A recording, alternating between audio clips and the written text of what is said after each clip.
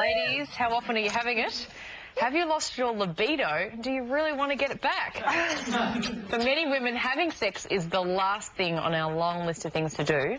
But are we actually in a sexual crisis or not? To tell us more about our libidos and how to get our groove back, please welcome Dr. Bella Ellwood-Clayton. This is your book called Sex Drive. Yes. You did a PhD in anthropology. You've read several reports on, I suppose, sexual behaviour. You've spoken to women about sex.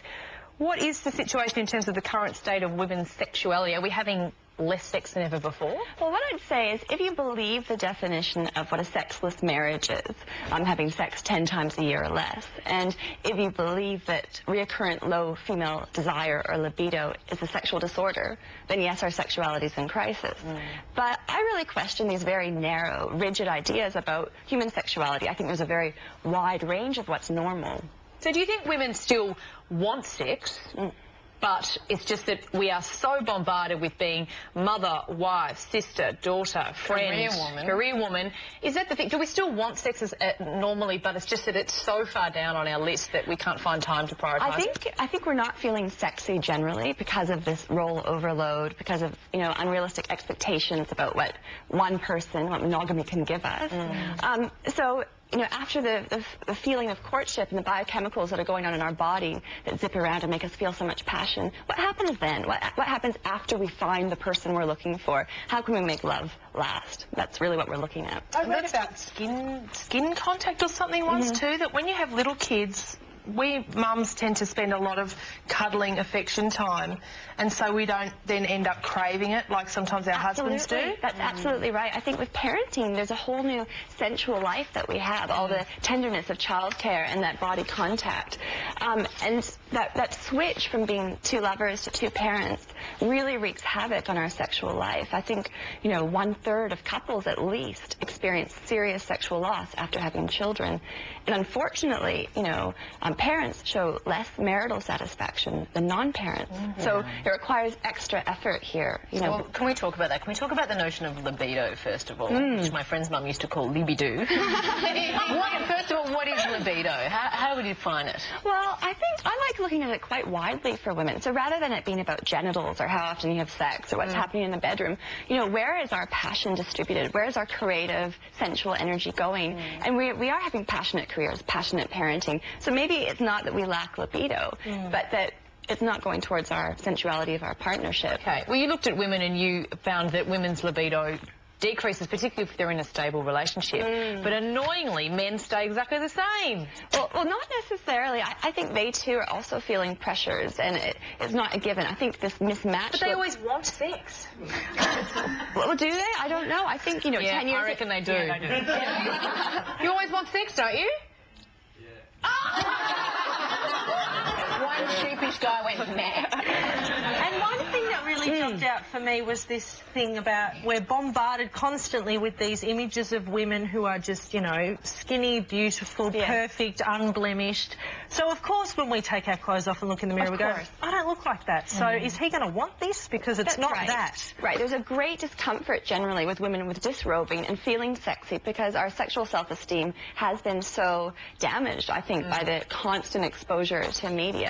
So there's a lot of things working against sexually feeling that pulse and impulse to connect. You've got some great advice, though, because this can make you feel really crap, and you're already feeling probably low in confidence anyway, but I love your tips. Can we just go through what I really liked? You said, don't do anything that compromises your view of yourself as a woman. So let's say you're in a situation where you're not having sex, you're not feeling sexy. Some couples, particularly the bloke, might suggest porn. And you're saying, well, if that compromises you as a woman, don't do that. Say to yourself, no, I'm not going there. That doesn't make me feel comfortable. You suggest that we just need to start kissing.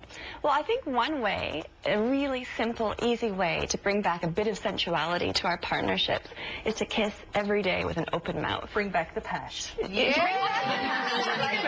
advice. I think that often gets missed even when couples have sex and you've been married. You often don't go into that passion, that kiss at the start anymore. No, and I think it just reminds the two bodies, we're in this together. We're not just flatmates. We're not just, you know, raising these children together and paying these bills. There's something that's solidifying us as a couple. And that's why, you know, sex therapists too often advise date nights. I think if you do engage in that try not to remove it from the idea that we're going to have sex or it's going to be such a physical thing, but just being alone and trying to rediscover our identity as a couple, you know, removed from all the stress of our lives. You've also spoken about double income, no sex partners. Can you talk about them? Sure. Well, I think that acronym really reflects, you know, how much we're striving for so much, you know, to look so beautiful and to have eco meals and homes and gorgeous careers and children. And there's simply not enough energy to fuel also the sensuality of our partnerships. And sensuality seems to have slipped off our list. It's sort of like everybody, we outsource our cleaning, we outsource, you know, our children's education, and it's almost like we're waiting for somewhere to outsource that, isn't it? Can we just get back to a notion that is so popular, and it does drive me a little bit mad, that the man's desire or his libido is greater than the woman. So you sort of dispute that? Well, I'd like to, you know, this book and this project I've been doing for years has been about women's sexuality, and perhaps next I'll dig into what is men's sexuality essentially. One of the questions I asked women who I was interviewing is, what do you think the main difference is between men and women's sexuality? Of course, there is this sort of cliche that men have greater libido, but you know what? We've never seen females in any culture, in any time period, in a place where our sensuality is being encouraged to be explored and experimented with. There's always been censure.